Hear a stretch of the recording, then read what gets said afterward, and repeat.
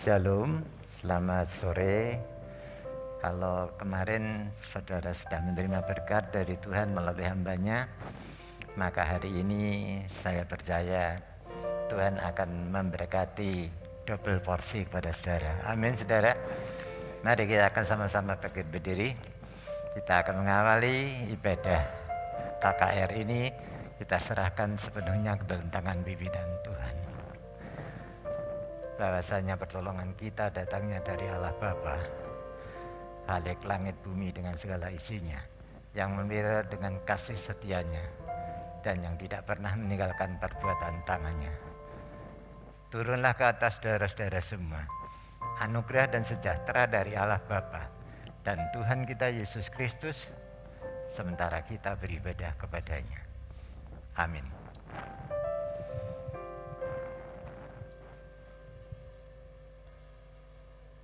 Ya, shalom, selamat sore. Apa kabar Bapak Ibu dan Saudara sekalian? Yang siap untuk diberkati dan memberkati boleh lambaikan tangan tinggi-tinggi. Kasih kemuliaan buat Allah kita yang luar biasa. Terima kasih Tuhan.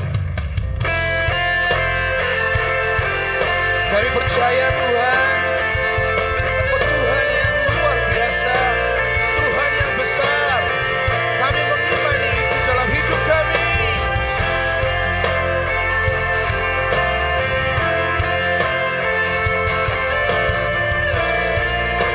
Mari sama-sama katakan,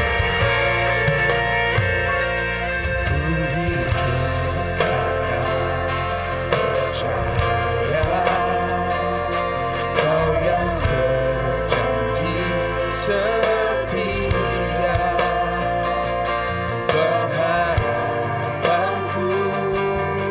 selalu ada di dalam-Mu. Ku tidak akan menyerah meski dalam kesesakan. Seluruh hidupku dalam genggaman-Mu. Mari katakan sama-sama.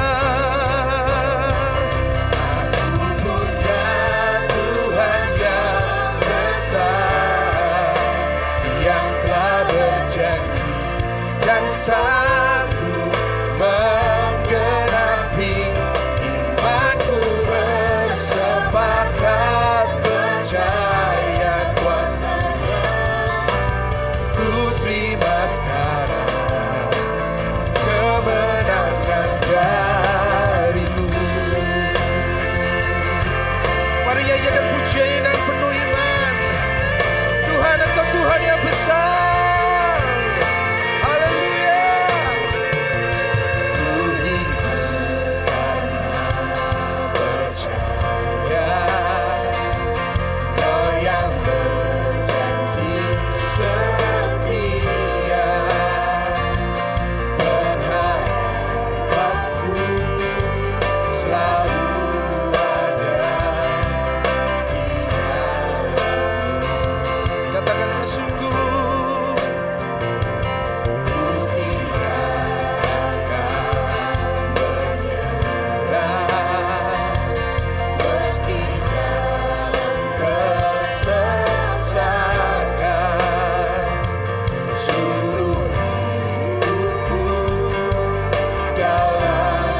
Percaya bahwa Tuhan adalah Tuhan yang besar.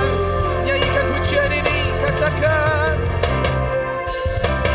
aku punya Tuhan yang besar, yang Tuhan yang sanggup, amin,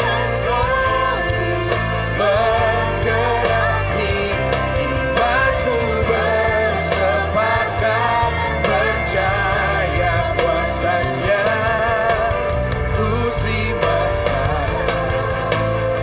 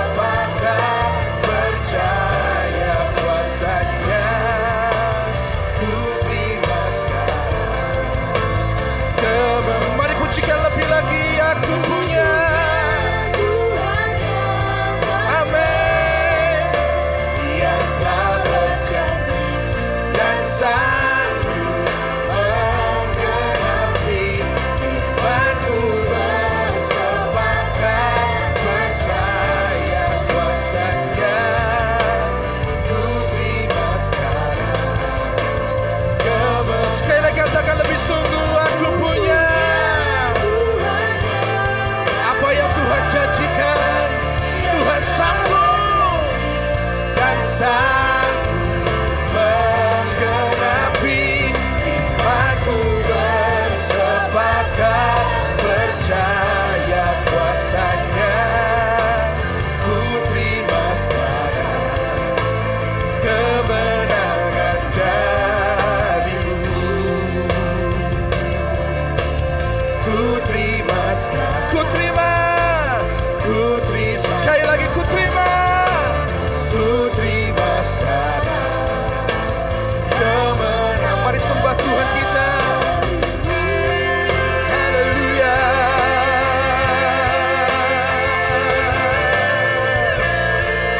Kami bersyukur, kami punya Tuhan yang besar, Tuhan Yesus. Engkau yang berjanji, Engkau yang menggenapkan Tuhan dalam kehidupan kami. Haleluya. Terima kasih Tuhan. Oh, Yesus, terima kasih Tuhan. Mari Bapak Ibu sembah Tuhan. Imani kita punya Tuhan yang besar. Haleluya, haleluya. Yesus, Engkau Tuhan yang besar. Kami percaya Tuhan. Haleluya, haleluya. Oh.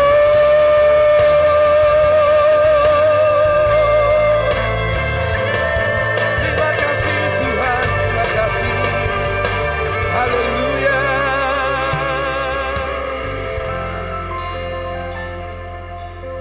Betapa kami bersyukur Tuhan, karena setiap hari kami hidup dari janji kepada janji, daripada kegenapan kepada kegenapan.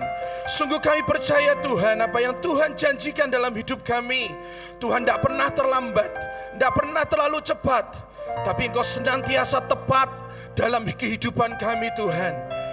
Sore hari ini setiap kami biar dibangun Tuhan. Biar kami dibangun dan boleh melihat sekali lagi betapa Tuhan Engkau sanggup dalam kehidupan kami. Terima kasih Tuhan Yesus, terima kasih. Kami serahkan sekali lagi akan ibadah sore hari ini dari awal pertengahan hingga akhir ke dalam tangan Tuhan. Demi nama Yesus Kristus kami berdoa dan mengucap syukur. Semua yang percaya katakan sama-sama. Amin. Yang percaya Tuhan luar biasa, kasih tepuk tangan sekali lagi buat Tuhan. Haleluya.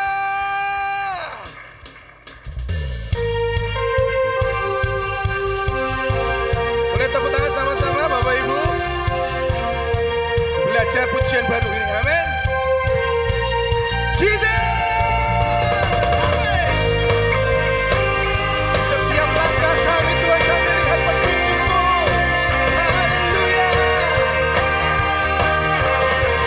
Mari sama-sama. Di tiap langkahku bersedia petunjuk-Mu, di tiap jalanku. Amin. Tersedia kasih-Mu, lewat suka dan duka. Kau sandaran bagiku, lewat semua kuatiku.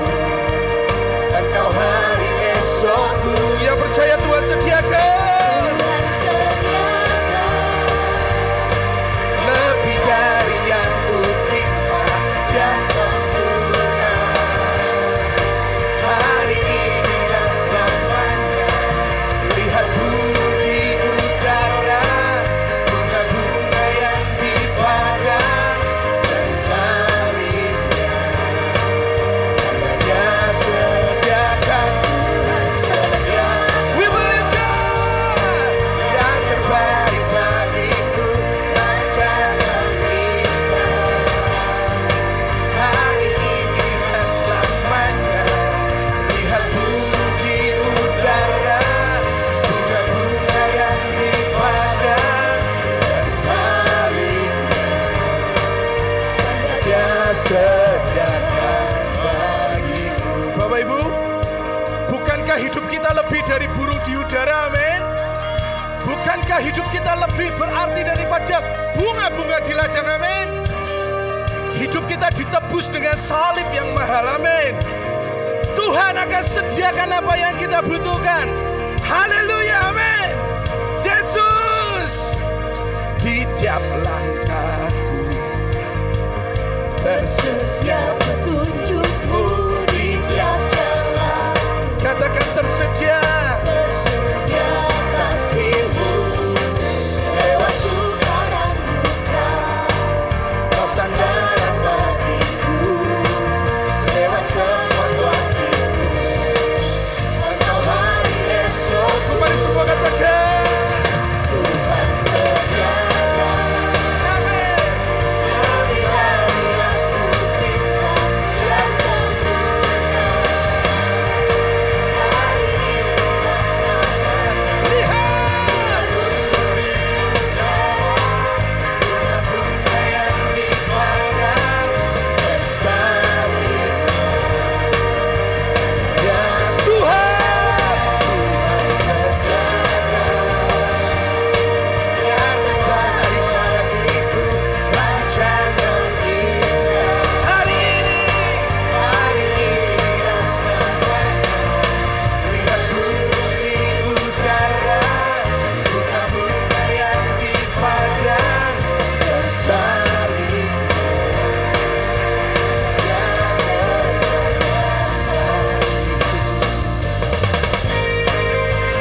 Yesus, Tuhan yang sediakan, amin. Mari katakan sekali lagi. Di tiap langkah tersedia petunjukmu, di tiap jalan. Ada kasih-Mu Tuhan. Tersedia kasih-Mu, lewat suka dan duka. Kau sandaran bagiku, lewat semua waktuku. Mari choir lebih semangat lagi, katakan. Tuhan sediakan yang dari yang ku minta, ya sempurna. Hari ini rasakan. Lihat burung di udara, bunga-bunga yang dipajang bersalin. Ya Tuhan, Kau yang menyediakan Tuhan rancangan. Katakan hari ini rasakan. Lihat bunga-bunga yang dipajang bersalin. Biar musik memuji nama Tuhan. Mari tepuk tangan sama-sama Bapak Ibu. Haleluya. Yesus.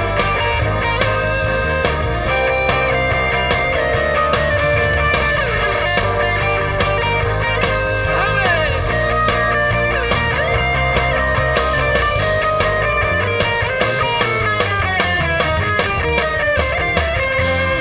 Sediakan lebih dari yang ku minta, ya sempurna. Hari ini katakan. Lihat burung di udara, bunga-bunga yang dipajang bersalin. One more time, Tuhan. Tuhan sediakan. Amin. Yang terbaik bagiku, rancangan indah. Hari ini rasakan. Lihat burung di udara, bunga-bunga yang dipajang bersalin. Dia sediakan bagi kita, amin. Yesus.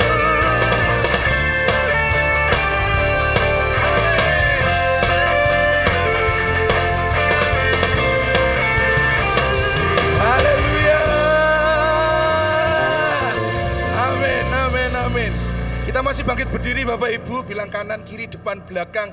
Sebab Tuhan hidup, kita punya masa depan. Sebab Tuhan hidup, kita punya masa depan. Amin. Sekali lagi tepuk tangannya Bapak Ibu ya. Sambil goyang juga boleh.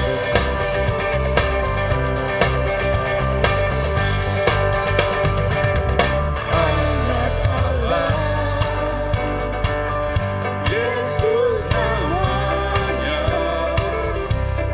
menyembuhkan. Tuhan yang menyembuhkan kita. Amin.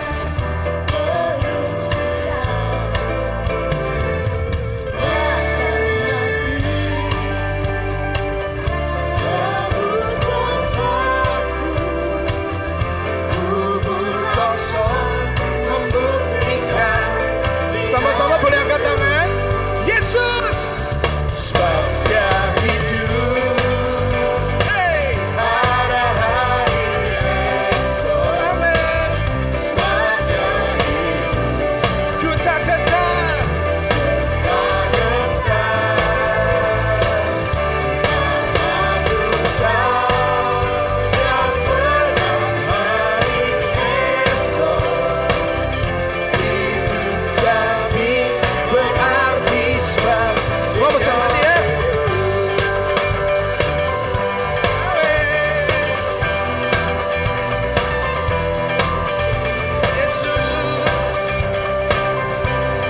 Katakan anak Allah, Yesus namanya. Mari jemaat Tuhan angkat suaranya. Yesus namanya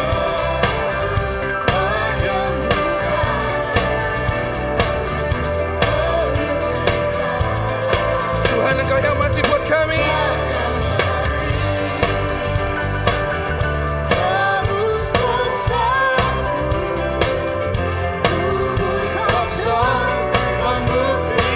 Sekali lagi dong, angkat tangan sama-sama. Haleluya. Sebab Dia hidup pada hari esok. Sebab Dia hidup. Katakan ku tak gentar.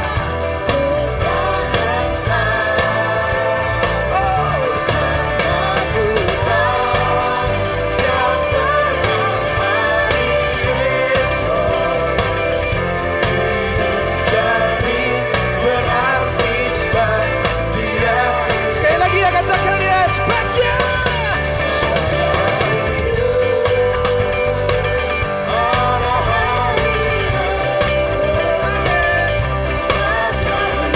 Kami tidak gentar Tuhan. Katakan sungguh-sungguh Tuhan yang pegang.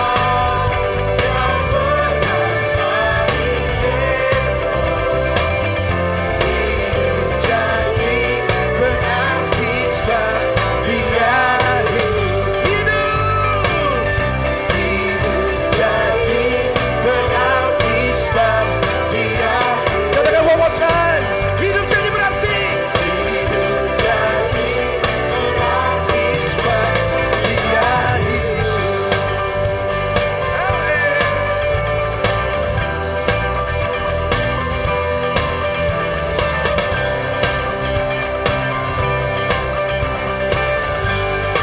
Haleluya. Sekali lagi beri kemuliaan buat Tuhan yang dahsyat. Lebih lagi.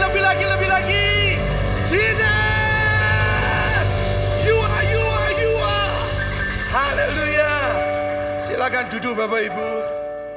Choir juga kasihan sudah SKJ kan ini tadi ya. Senam. Amin. Dia bukan Tuhan yang gagal, amin Bapak Ibu. Amin. Setiap rancangannya pasti yang terbaik untuk kita. Setiap janjinya, iya dan amin untuk Bapak Ibu, saudara dan saya, amin. Setiap masalah, setiap badai kehidupan, Dia sediakan kemenangan demi kemenangan dan menjadikan kita orang-orang yang lebih dari pemenang, amin. Mari sama-sama kita angkat tangan kita mau nyatakan, ku percaya Kau Tuhan yang tak pernah gagal. Yes.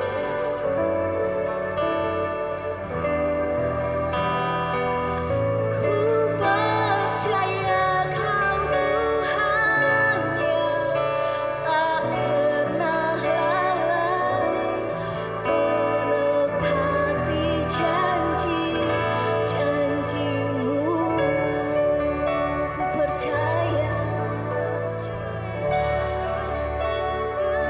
percaya kami Tuhan.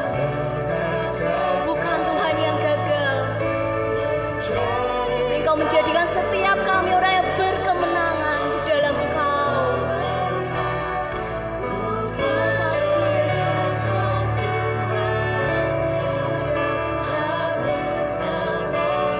tak pernah lalai Tuhan. Janji-Mu.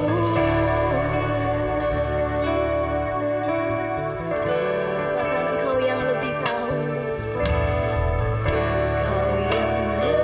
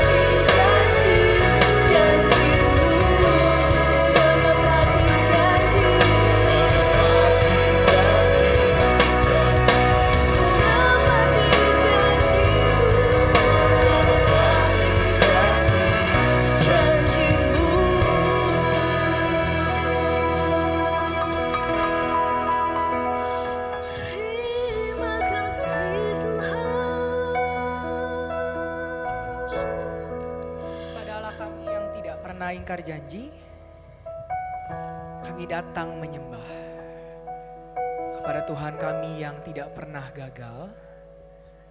Kami datang Tuhan. Dan sekali lagi kami percayakan hidup kami.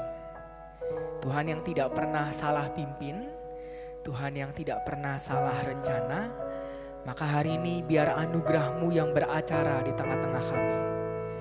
Biar hamba-Mu yang semakin kecil dan Yesus yang semakin besar, biar pribadi Yesus yang dapat dikenali dengan jelas melalui khotbah hari ini. Segala pujian kemuliaan bagi nama Yesus, Roh Kudus yang secara pribadi mengajar kami dan bicara kepada setiap kami. Terima kasih Bapa, ini hamba-Mu, Engkau yang pakai, segala pujian kemuliaan hanya bagi-Mu. Di dalam nama Yesus, mari kita sama-sama katakan, amin. Silakan duduk jemaat Tuhan. Dan boleh kasih tepuk tangan dulu buat WL, Singer pemain musik. Buat choir yang udah SKJ. Buat tamborin sama buat banner ya namanya ya.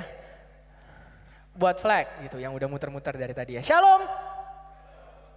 Selamat sore Bapak Ibu, teman-teman youth semua. Senang sekali bisa kembali melayani jemaat semua pada sore hari ini. Bagi jemaat yang baru hari ini datang, kenalin sekali lagi, nama saya adalah Chandra Julianto. Usia saya 36 tahun, saya adalah pengajar dari Reformasi Liturgi School of Theology dari Jakarta dan sekaligus teaching pastor dari Reformasi Liturgi Church di Jakarta. Dan saya dipercaya untuk melayani 4 khotbah. Mulai dari kemarin Jumat Agung, Sabtu Suci, lalu Minggu Paskah pertama dan Minggu Paskah yang kedua. Karena ada 4 khotbah, tapi khotbahnya cuma satu, saya lagi. Satu, jangan bosan sama muka saya. Dan kedua, akhirnya saya memutuskan untuk membuat khotbah seri.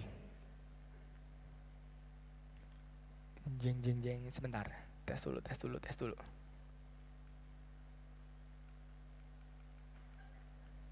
Dites dulu. Gak apa-apa ya Bapak Ibu, dites sebentar ya. Karena kalau nggak kasihan multimedia next dia. Iya nggak apa-apa, sambil ditunggu ya. Khotbah seri, ada 4 khotbah gitu ya, bersambung. Jangan takut Bapak Ibu tidak harus ikut 4-4-nya. Kalau bisa ikut 4-4-nya puji Tuhan. Tapi kalau cuma ikut satu nggak apa-apa, namanya khotbah seri bukan berarti kayak drakor ya. Kalau nggak nonton episode yang 1 nggak ngerti episode 2, bukan begitu. Nah, saya membuat khotbah seri pada ibadah Jumat Agung kemarin, saya sudah menyampaikan tentang kabar baik. Dari kisah pelayanan Yesus di Markus 5, di mana dia bertemu dengan orang kerasukan di Gerasa, wanita pendarahan 12 tahun, dan juga Yairus, kepala rumah ibadat. Hari ini KKR Sabtu Suci saya akan menilik lebih dekat kepada kisah wanita pendarahan 12 tahun. Dan saya akan bicara soal anugerah. Besok di ibadah Minggu Paskah yang pertama, saya akan bicara soal kisah berjumpaan Yesus dengan wanita Samaria di Yohanes 4. Untuk ngomongin soal penerimaan. Dan pada ibadah Minggu Paskah yang kedua, saya akan bicara soal brokenness atau kerapuhan. Dan bagaimana menurut saya, kerapuhan justru menjadi cara gereja bersaksi kepada dunia yang paling efektif.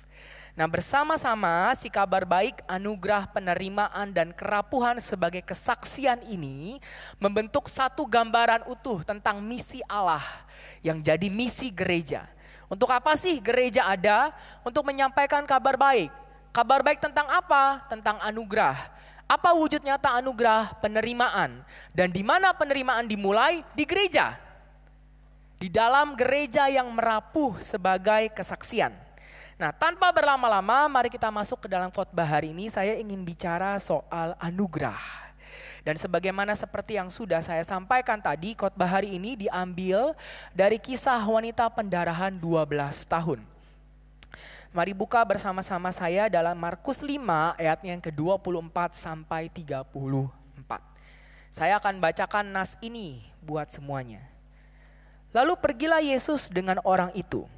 Orang banyak berbondong-bondong mengikuti dia dan berdesak-desakan di dekatnya. Adalah di situ seorang perempuan yang sudah 12 tahun lamanya menderita pendarahan. Ia telah berulang-ulang diobati oleh berbagai tabib sehingga telah dihabiskannya semua yang ada padanya, namun sama sekali tidak ada faedahnya. Malah sebaliknya keadaannya makin memburuk. Dia sudah mendengar berita-berita tentang Yesus, maka di tengah-tengah orang banyak itu ia mendekati Yesus dari belakang dan menjamah jubahnya. Sebab katanya, asalku jamah saja jubahnya, aku akan sembuh. Seketika itu juga berhentilah pendarahannya dan ia merasa bahwa badannya sudah sembuh dari penyakitnya. Pada ketika itu juga Yesus mengetahui bahwa ada tenaga yang keluar dari dirinya, lalu ia berpaling di tengah orang banyak dan bertanya, siapa yang menjamah jubahku? Murid-muridnya menjawab, engkau melihat bagaimana orang-orang ini berdesak-desakan dekatmu dan engkau bertanya siapa yang menjamah aku? Lalu Yesus memandang sekelilingnya untuk melihat siapa yang telah melakukan hal itu. Perempuan itu yang menjadi takut dan gemetar ketika mengetahui apa yang telah terjadi atas dirinya, tampil dan tersungkur di depan Yesus dan dengan tulus memberitahukan segala sesuatu kepadanya.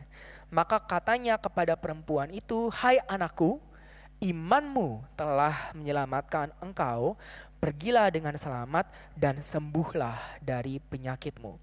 Ada 11 ayat yang baru saja saya baca dalam kisah wanita pendarahan ini, dan 11 ayat ini dapat dibagi ke dalam 3 bagian sebagai berikut. 5 ayat pertama, ayat 24 sampai 28, itu bicara soal imannya si wanita pendarahan 12 tahun. 1 ayat di tengah, ayat 29, itu bicara soal mujizat kesembuhan yang dia terima. Dan 5 ayat berikutnya, ayat 30 sampai 34, itu bicara soal responnya anugerah Yesus. Nah, Bapak Ibu, seringkali kalau kita mendengar kisah ini, kita suka fokus kepada bagian tengahnya saja, alias ayat 29-nya saja. Terlebih lagi kita suka banget sama kata-kata ini. Seketika itu juga, favorit banget kita. Kebanyakan pengkhotbah kalau bahas ini, hanya ini doang yang dibahas, seketika itu juga. Kenapa? Karena frasa seketika itu juga mencerminkan mentalitas zaman modern yang suka banget hal yang instan. Kalau bisa 10 menit, kenapa harus 1 jam sih? Kalau bisa 1 menit, kenapa harus 10 menit? Kalau bisa seketika itu juga, kenapa harus 1 menit? Salah-salah, akhirnya kita berpikir mujizat rupanya bisa jadi cara saya untuk mendapatkan jalan keluar instan dan kenyamanan instan. Dalam nama Yesus seketika itu juga terjadi tanpa proses, tanpa menunggu, tanpa repot. Dan kalau tidak terjadi seketika itu juga, maka ada yang salah. Entah yang salah iman saya atau lebih parah yang salah Yesusnya. Nah, ini pemikiran yang sangat keliru Bapak Ibu. Mujizat tidak pernah diberikan untuk kenyamanan kita. Mujizat yang demikian adalah mujizat yang membunuh proses dan tidak mendidik. Dan Tuhan model apa yang dapat memberikan mujizat yang demikian, mujizat yang menyesatkan? Lagi pula kalau kita perhatikan strukturnya, kita bisa melihat bahwa mujizat bukanlah penekanan utamanya. Kenapa kita suka berfokus kepada ayat yang di tengah ini saja, padahal cuma 1 ayat, dan terus melupakan 5 ayat sebelumnya dan 5 ayat sesudahnya? Tujuan Markus menulis kisah wanita pendarahan ini bukan untuk membuat pembaca kagum dengan 1 mujizat yang terjadi, dengan 1 ayat mujizat yang terjadi, melainkan untuk membuat pembaca melihat porsi yang lebih besar. Lihat imannya wanita ini loh. Dan setelah itu, lihat respon anugerahnya Yesus. Ini tujuannya kisah wanita pendarahan ditulis. Lalu baru kita lihat keseluruhannya. Maka saya ingin masuk ke dalam yang pertama, ngomongin soal kisah iman. Teman-teman, Bapak Ibu, kalau Anda diminta memperkenalkan diri, namanya siapa? Siapa ya? Anda, kamu siapa ya? Respon pertama kita adalah sebutin nama. Saya Chandra Julianto, Pak. Lalu biasanya kita sebut umur, betul nggak? Umur 36 tahun. Lalu biasanya kita sebut pekerjaan, pendeta Pak. Kalau nggak status, masih single Pak, belum laku. Biasanya begitu.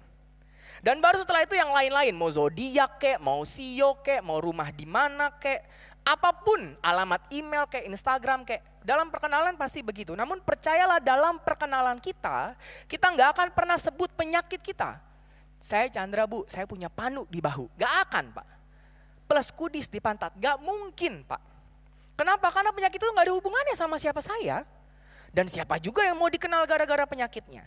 Tapi kisah wanita ini dibuka bukan dengan nama wanita ini atau dengan umurnya, tapi dengan penyakitnya. Siapa wanita ini? Pendarahan 12 tahun. Nah, pembukaan ini disengaja oleh Markus untuk menekankan tragisnya kisah wanita ini. Ini adalah wanita yang seluruh kehidupannya telah dikuasai oleh penyakitnya. Sehingga penyakit itu jadi gambar utama dalam kanvas hidupnya dia. Dan lebih tragisnya lagi, di sepanjang kisah wanita ini, nama wanita ini tidak pernah disebutkan sama sekali. Seakan-akan mengkonfirmasi bahwa bukan cuma namanya dilupakan, semua orang pun sudah lupa siapa dia. Penyakitnya telah menjadi keseluruhan identitasnya. Namun Markus menunjukkan bahwa rupanya wanita ini bukan tipe wanita yang mudah menyerah. Sekalipun dia sudah lama sekali sakit, sampai sakitnya menguasai seluruh hidupnya, dia terus berusaha mencari kesembuhan. Dia terus berjuang untuk mendapatkan kembali hidupnya. Sampai ke tahap di mana semuanya sudah habis. 3 ruko habis, 4 rumah habis, semua emas dijual, udah pinjam kanan kiri, habis semuanya. Tapi bukannya sembuh, Alkitab mengatakan tidak membaik, bahkan malah lebih parah. 12 tahun bergumul, 12 tahun berjuang, 12 tahun percaya, 12 tahun tidak sembuh, 12 tahun makin habis uang dan makin rentan semangat, 12 tahun malah makin parah. Bayangkan ada di posisi wanita ini Bapak Ibu, semangat mana yang tidak patah? Hati mana yang tidak terluka? Tapi luar biasanya Alkitab mencatat bahwa ketika wanita ini mendengar tentang Yesus, bukannya wanita ini kepahitan atau tidak percaya, dia malah kembali beriman kepada Tuhan. Asalku jamah saja jubahnya, aku akan sembuh. Di sini kita wajib kagum Bapak Ibu. Bagaimana caranya wanita ini masih bisa percaya kepada Tuhan? Kekuatan iman macam apa yang dimiliki sama wanita ini? Sampai-sampai tekanan hidup tidak sanggup menghapus imannya. Pengharapan macam apa yang dimiliki wanita ini sampai-sampai 12 tahun kecewa tidak sanggup memadamkan pengharapannya. Terlebih lagi, wanita ini tidak pernah bertemu dengan Yesus. Dia hanya mendengar kabar tentang Yesus. Tapi berita yang dia dengar mampu menciptakan iman bahwa Yesus ini bahkan jubahnya sekalipun mampu menyembuhkan saya. Dan iman wanita ini bukannya tidak terbukti loh. Dia bayar harga buat imannya. Bukan cuma iman yang lip service di mulut, di hati yang tidak kelihatan. Tapi Alkitab bilang begitu Yesus lewat, dia terobos orang-orang, dia terobos kerumunan demi mencapai Yesus. Ini iman dalam tindakan. Dan inilah penekanan pertama yang dibuat sama Markus. Lihat imannya wanita ini. Penekanan Markus bukan kepada kata-kata seketika itu juga, tapi kepada fakta bahwa setelah berjuang 12 tahun dalam kondisi yang makin buruk, wanita ini masih percaya. Perjuangan iman wanita ini tidak dimulai di hari ketika dia mendengar kabar tentang Yesus, tapi sudah dimulai 12 tahun sebelumnya. Ini bukan kisah sembuh seketika Bapak Ibu, ini kisah iman 12 tahun. Jangan direduksi kepada kata-kata seketika itu juga. Ini kisah iman 12 tahun. Memang sih ayat 9 bilang seketika itu juga, tetapi seketika itu juga didahului oleh iman yang terus bergumul selama 12 tahun. Maka Markus tidak menyuguhkan kisah ini sebagai bukti iman yang instan, tapi sebagai proses kesetiaan pergumulan 12 tahun. Kita sedang salah fokus kalau kita lihat kepada mujizatnya. Yang membuat wanita ini hebat bukan karena mujizat yang dia terima, tapi karena iman yang tahan uji. Iman yang tahan uji yang hanya mungkin terbentuk di dalam penantian. Yakobus 1 ayat 12 bilang begini. Berbahagialah orang yang bertahan di dalam pencobaan. Kenapa berbahagia? Karena apabila ia sudah tahan uji, ia akan menerima mahkota kehidupan. Tahan uji berarti hanya bisa dibentuk di dalam pencobaan. Maka ketika kita dicoba, yang hendak dikeluarkan dari pencobaan adalah kualitas tahan uji. Iman yang tahan uji, karakter yang tahan uji. Keyakinan akan kebaikan dan kedaulatan Tuhan yang tidak luntur di tengah deraan pencobaan, itu adalah kualitas yang lebih sejati. Itu adalah hal yang lebih penting. Itu sebabnya kenapa ketika Yesus berbalik dan melihat wanita ini, yang Yesus kenali pertama-tama adalah imannya. Imanmu telah menyelamatkan engkau. Melalui perkataan ini, Yesus sedang bilang bahwa aku mengenali, hai wanita, perjuanganmu 12 tahun itu kukenali. Melalui perkataan ini, imanmu telah menyelamatkan kau. Yesus sedang berkata bahwa aku tahu betapa tidak mudahnya keputusan untuk sekali lagi percaya, sekali lagi percaya, sekali lagi percaya dalam keadaan yang makin parah. Aku tahu keputusan untuk sekali lagi percayamu itu diambil di tengah deraan air mata. Ya ampun Tuhan, gak cukupkah penderitaan ini? Tapi aku sekali lagi percaya, kata-kata itu tuh, tapi aku sekali lagi percaya itu membunuh Bapak Ibu. Itu membunuh betul-betul. Tapi dari sanalah keluar kualitas iman. Maka puncak iman dari wanita pendarahan ini bukan kepada diterimanya mujizat seketika itu juga. Puncak imannya adalah terletak di kesetiaan selama 12 tahun. Mujizat mungkin didapatkan seketika, tapi iman yang sekuat itu, karakter yang setahan uji itu, karakter yang setabah itu, hati yang selapang itu, hanya bisa didapatkan dalam proses 12 tahun. Saya percaya Tuhan kita adalah Tuhan yang mendengar dan menjawab setiap doa. Toh wanita ini mendapatkan mujizat kesembuhan. Namun lebih daripada itu, fakta bahwa kita bisa terus setia, fakta bahwa kerasnya hidup tidak mampu melunturkan iman kita, ibadah kita, penyembahan kita, itu jauh lebih berharga Bapak Ibu. Itu justru bukti anugerah. Itu justru bukti pertolongan. Dari mana saya tahu Tuhan menolong saya? Lah Anda tuh masih ke gereja, masih percaya loh. Hanya kita yang tahu betapa lemahnya iman kita Bapak Ibu. Hanya kita yang tahu betapa kita tidak sanggup. Tapi fakta bahwa saya masih datang ke sini berharap sekali lagi. Kalau bukan Tuhan tuh gak mungkin. Tidak ada kekuatan sebesar itu dalam jiwa saya. Maka lebih daripada kisah mujizat, kisah wanita ini adalah kisah iman. Iman yang diproses di tengah pencobaan. Iman yang tahan uji. Dan kesetiaan iman inilah upah yang sesungguhnya. Jadi jangan dibalik saya beriman untuk dapat upah mujizat. Iman ini loh upahnya. Di sini saya sudah dapat upahnya. Inilah anugerah 12 tahun bergumul bersama Tuhan tidak menyerah. Disinilah saya berjalan bersama Tuhan. Disinilah anugerahnya. Saya memikul salib bersama Yesus saya. Inilah upahnya, inilah iman saya. Namun lebih daripada itu, penekanan kedua Markus dalam kisah wanita pendarahan, bukan hanya ini kisah iman, lebih dari itu, ini adalah kisah anugerah. Matius membuat poin yang sangat clear bahwa pada akhirnya bukan iman yang membuat wanita ini bisa mencapai Tuhan, tapi anugerah Tuhan sendiri. Dalam kisah wanita pendarahan, anugerah Tuhan yang dapat tempat utama. Nah setiap kali saya membaca kisah ini saya selalu terperangah sama imannya wanita ini. Asal kujamah saja jubahnya, aku akan sembuh. Dulu saya pikir ini adalah pernyataan iman yang sangat tinggi, keren sekali wanita ini.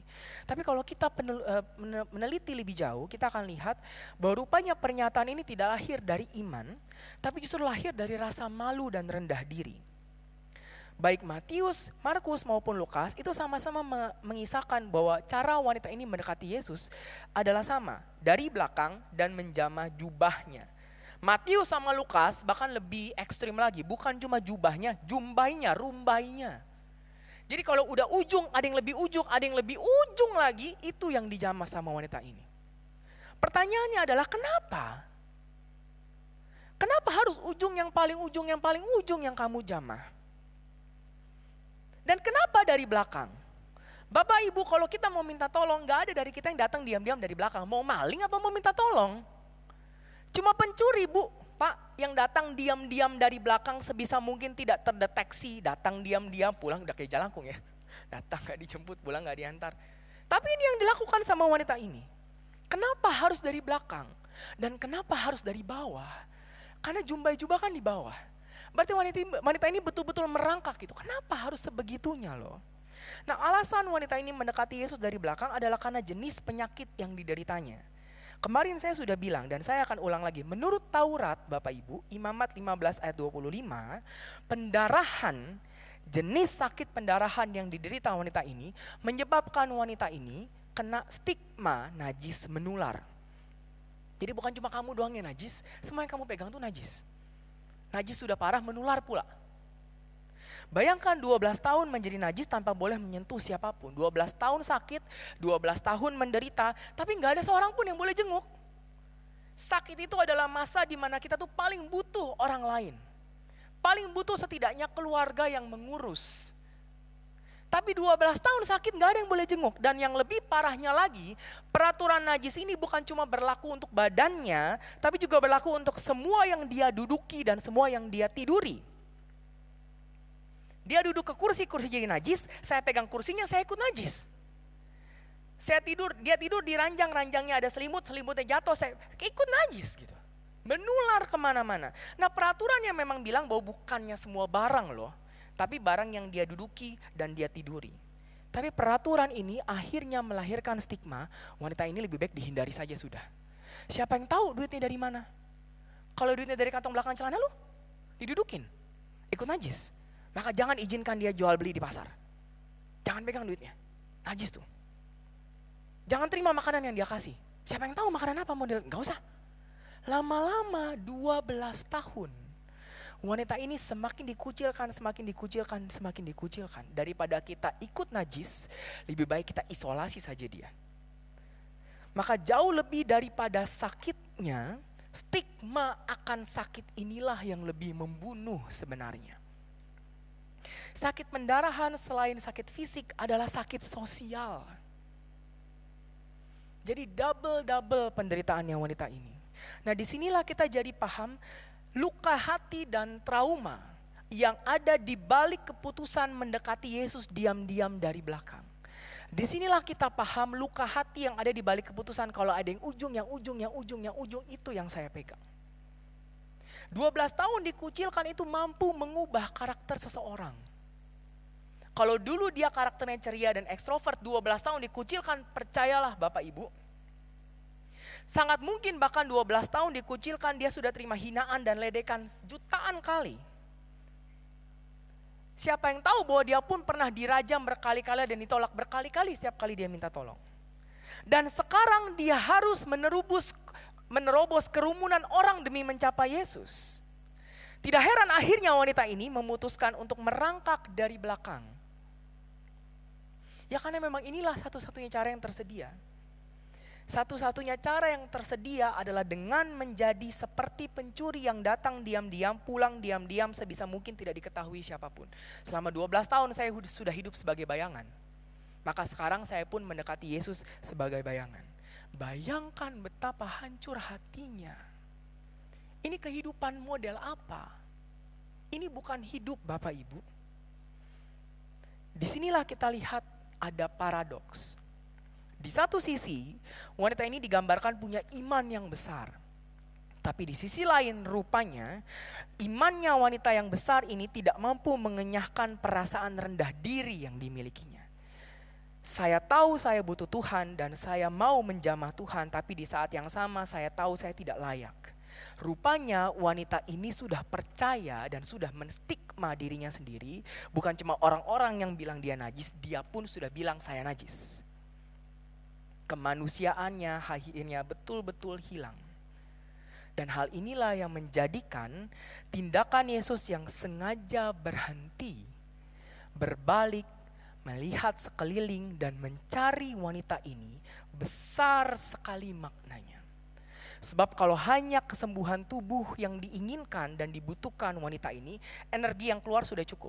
Tapi kenapa Yesus harus buat drama di depan semua orang, dia stop sampai murid-murid tanya, kenapa berhenti?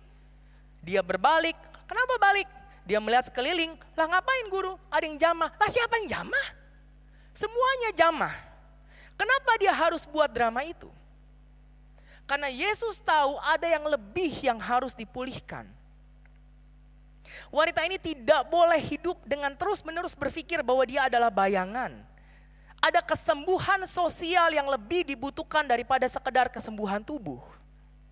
Itu sebabnya di tengah orang banyak dia cari wanita ini, karena wanita ini tidak boleh terus-menerus distigma sebagai najis menular. Makanya Markus 5 ayat 33 sampai 34 mengatakan Yesus memberikan identitas yang baru kepadanya. Perempuan itu yang menjadi takut dan gemetar ketika mengetahui apa yang telah terjadi atas dirinya tampil dan tersungkur dan dengan tulus memberitahukan segala sesuatu kepadanya. Dengan tulus memberitahukan segala sesuatu kepadanya. Dia robek hatinya, dia kasih, ini yang terjadi sama saya. Dan apa kata Yesus? Anakku, imanmu telah menyelamatkan engkau. Sekarang wanita ini bukan lagi wanita najis menular, tapi wanita beriman. Di tengah orang banyak yang dulu mengucilkan dia, Yesus bilang, lihat sekarang dia selamat. Imannya telah menyelamatkan dia. Dia sudah bukan lagi wanita pendarahan. Dalam satu tindakan Yesus yang berbalik, dia angkat wanita ini dari debu kepada kemuliaan. Yang Yesus pulihkan bukan hanya penyakitnya, tapi juga rasa rendah dirinya, status sosialnya, kemanusiaannya. Dan inilah anugerah Bapak Ibu. Inilah Tuhan kita. Ini loh kasih sayang Tuhan. Sejauh itulah anugerah bekerja. Kalau dikatakan lebih dari yang sanggup kita pikirkan dan bayangkan, ya.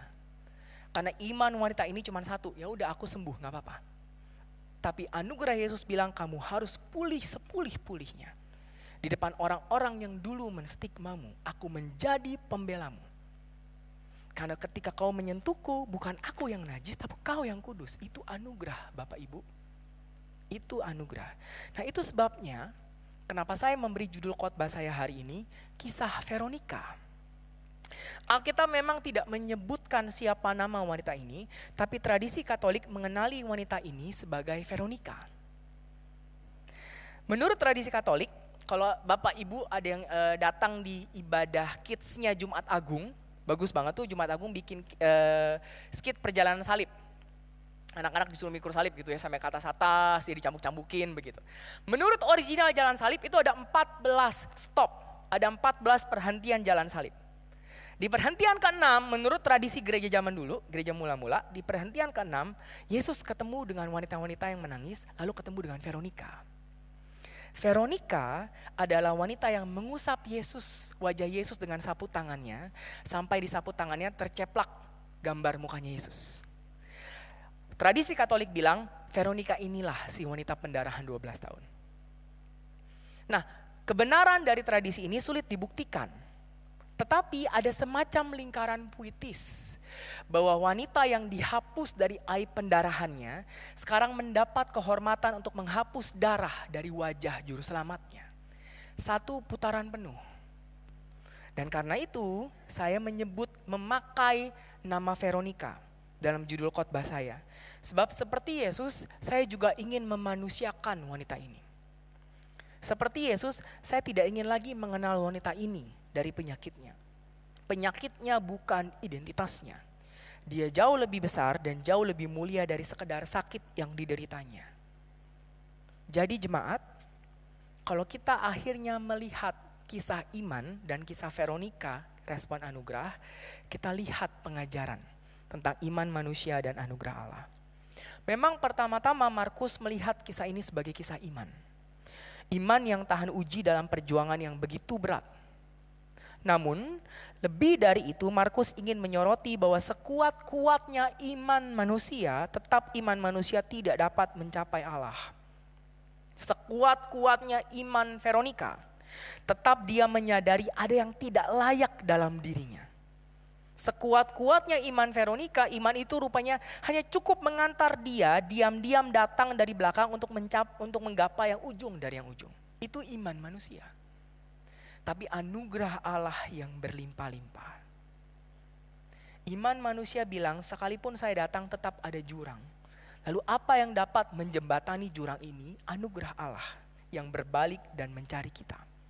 Yang malah merangkul kita dalam kenajisan kita. Hanya anugerah yang mampu menjembatani antara kita dengan Tuhan. Maka ini bukan soal iman, tapi soal kemurahan anugerah Allah.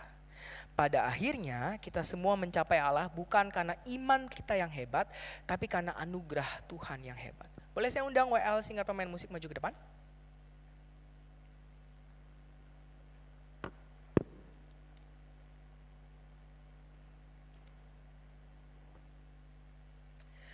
Bapak Ibu, izinkan saya menutup khotbah saya hari ini dengan pernyataan ini.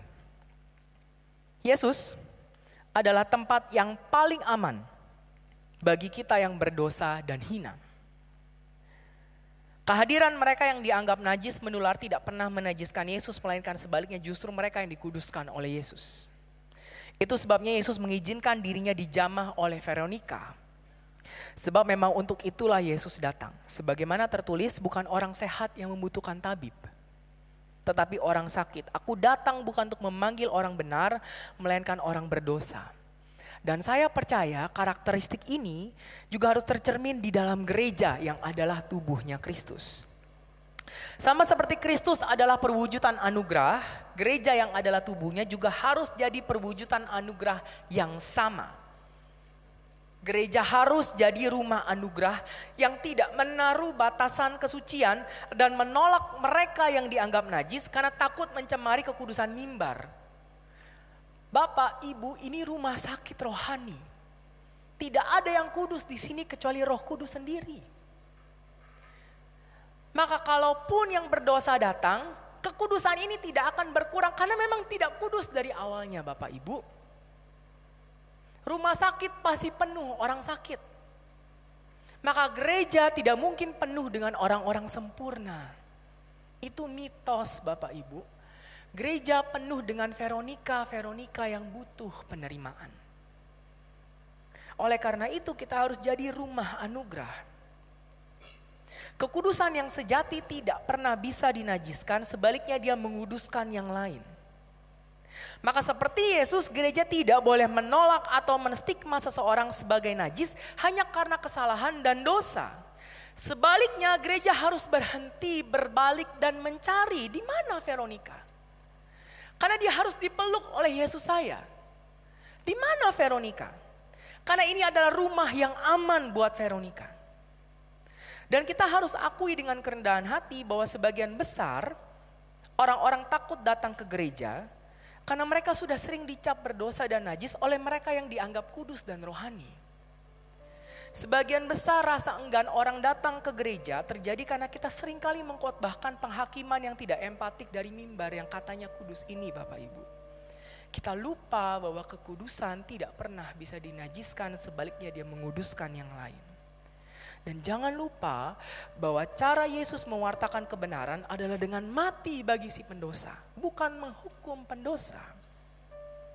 Oleh karena itu jadilah gereja yang berbeda. Isa Al-Masih Kudus. Sama seperti Yesus, jadilah tempat yang aman bagi Veronika di luar sana. Jadilah rumah anugerah. Di momen KKR ini saya ingin berdoa untuk Bapak Ibu. Saya tidak akan lakukan altar call. Saya juga tidak akan mengajak Bapak Ibu untuk bangkit berdiri atau bahkan mengangkat tangan. Tetap duduk di tempat masing-masing. Anda tidak perlu melakukan apapun. Saya paham sekali bahwa tindakan maju ke depan, bangkit berdiri dan bahkan mengangkat tangan, itu seringkali bisa terasa tidak aman. Seakan-akan mengekspos bahwa saya butuh didoakan. Saya tahu sekali. Dan kadang-kadang rasa malu itu justru yang menahan kita untuk jujur di hadapan Allah. Maka dengan tetap duduk di tempat masing-masing, saya ingin mengajak Bapak Ibu untuk berdoa. Izinkan momen doa ini jadi momen yang personal antara Anda dengan Tuhan. Ingat, Tuhan adalah tempat yang paling aman untuk mengakui kesalahan dan dosa. Maka jadikan ini momen yang aman bagi jiwa Anda untuk berdoa. Tidak ada yang tahu isi hatimu, tidak ada yang tahu kebutuhanmu, tidak ada yang tahu pergumulanmu, kecuali kamu dengan Allah. Anda aman, Bapak Ibu. Oleh karena itu, bawa dirimu ke hadapan Allah. Bawa masalahmu ke hadapan Allah. Bawa rasa malumu ke hadapan Allah. Bawa sakit tubuhmu, bawa kekhawatiranmu. Apapun yang menusuk jiwamu saat ini, bawa ke hadapan Allah dalam doa. Dan ingat Bapak Ibu, ini bukan soal besarnya iman Bapak Ibu. Tidak perlu berpikir apakah iman saya cukup untuk menerima jawaban Tuhan. Ingat, goresan di ujung yang ujung itu cukup. Ingat, ini bukan soal iman, ini soal anugerah. Maka izinkan anugerah yang menghampiri Bapak Ibu malam ini. Berdoa saja, curahkan saja, minta saja Bapak Ibu. Saya akan meminta W.A. Singer menyanyikan lagu yang tadi. Refnya saja lagu firman Tuhan dengan lembut. Dan saya ingin mengundang, mari tundukkan kepala kita sekarang.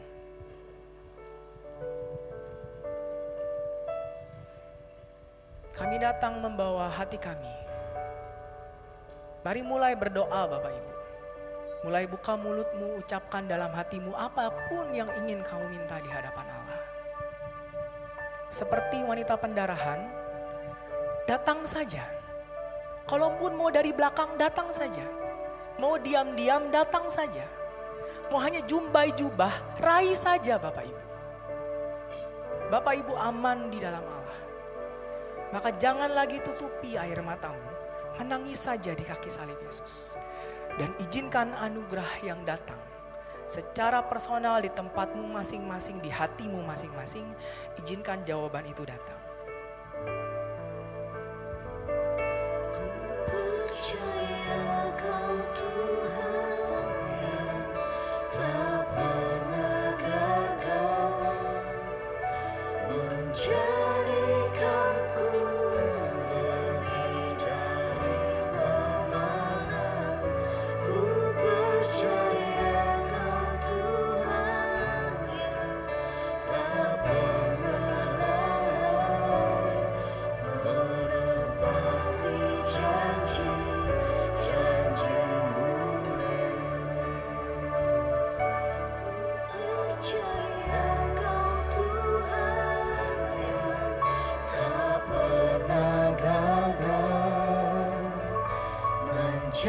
menjadikanku lebih dari pemenang. Ku percaya Kau Tuhan yang tak pernah lalai, menepati janji-janji-Mu. Ku percaya Kau Tuhan yang tak pernah gagal, menjadikanku lebih dari pemenang. Ku percaya Kau Tuhan yang tak pernah lalai, menepati janji-janji-Mu.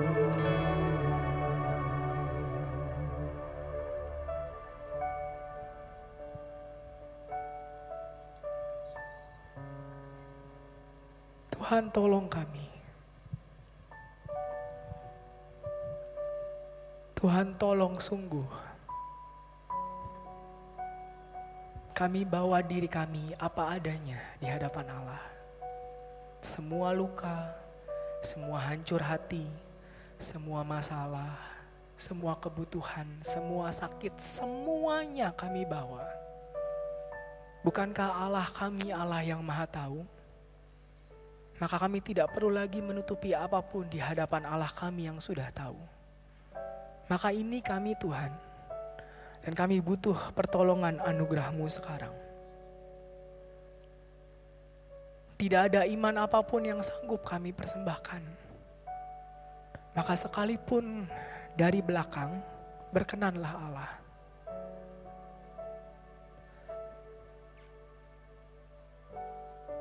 Sekalipun doa yang diam-diam, berkenanlah Allah. Sekalipun hanya upaya menjamah Allah dari bawah, berkenanlah. Sekalipun ibadah kami hanya mampu meraih jumbai jubah-Mu, berkenanlah.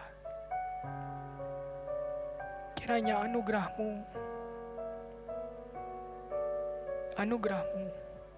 yang melengkapi apa yang kurang dari iman kami. Kiranya anugerah-Mu yang menjawab kami.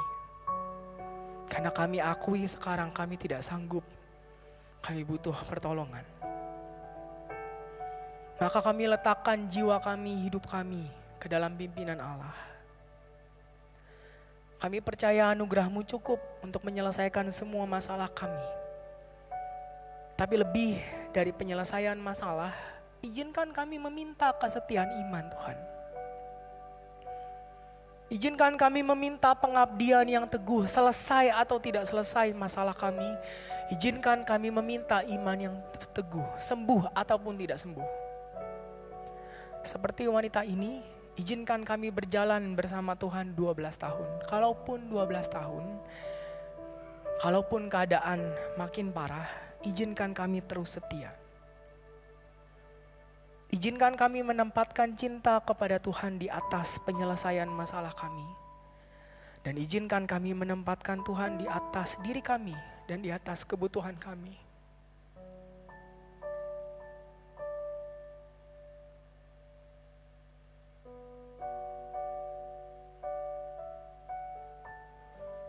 Izinkan kami mengabdi saja Tuhan. Izinkan kami berjalan saja bersama Allah.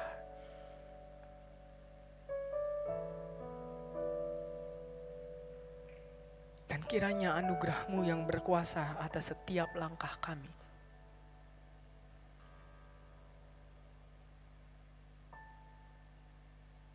Terima kasih Bapa yang baik.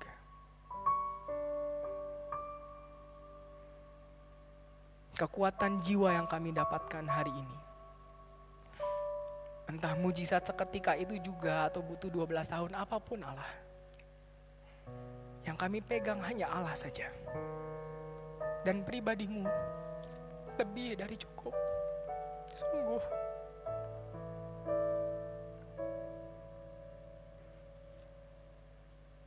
Pribadi-Mu lebih dari cukup. Bukan berkat-Mu, bukan mujizat-Mu. Bukan kesembuhan-Mu Tuhan. Hari ini kami hanya ingin melihat wajah Allah kami. Dan bilang izinkan kami mengabdi sampai akhir. Karena kami tahu itulah upah yang sejati. Maka ini kami Allah terbuka di hadapan-Mu. Biar Roh-Mu yang membangkitkan kami. Biar kuasa-Mu yang meneguhkan kami. Hanya di dalam nama Yesus. Mari siap kita sama-sama katakan, amin. Tuhan Yesus memberkati.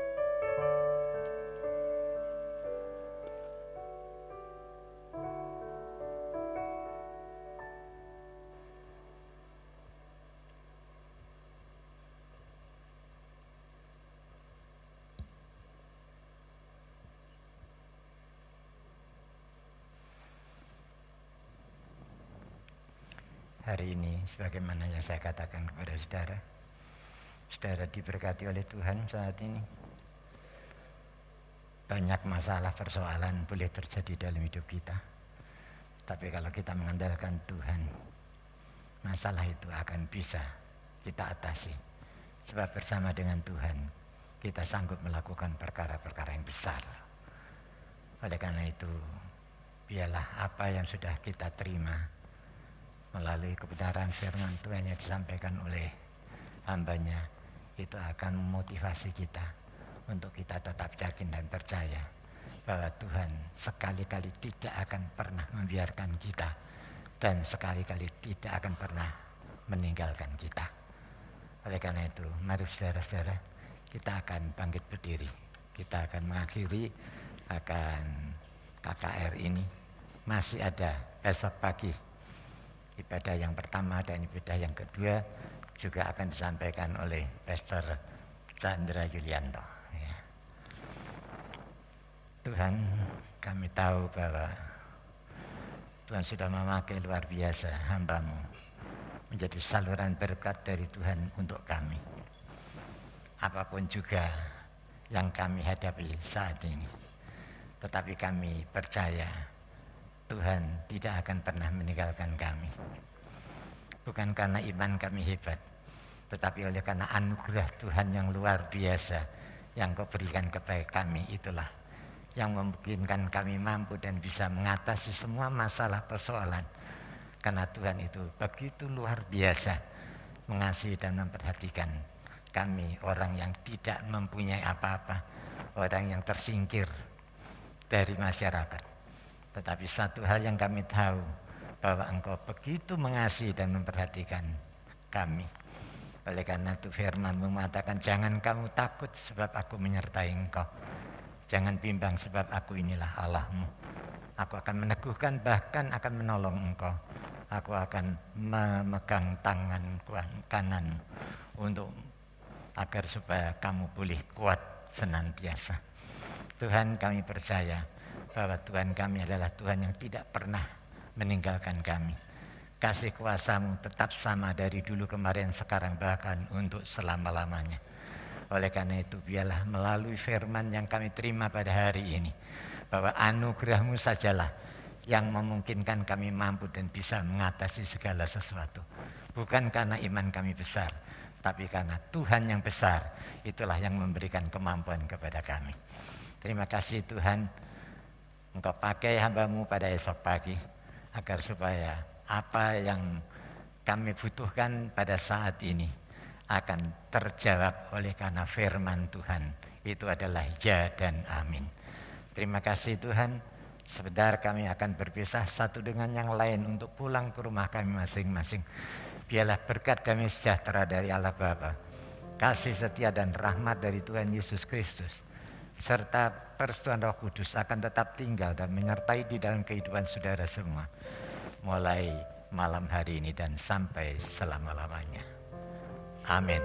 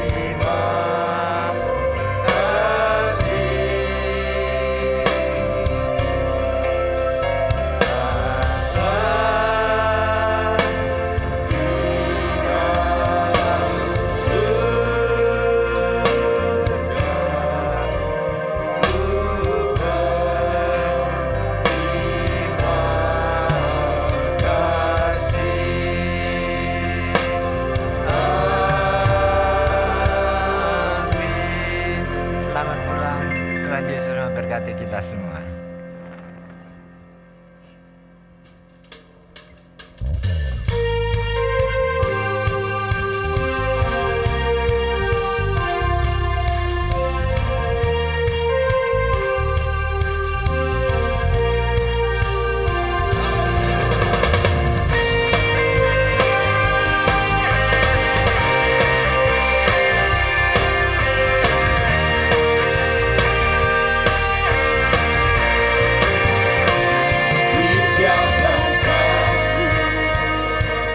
Tersedia petunjuk-Mu.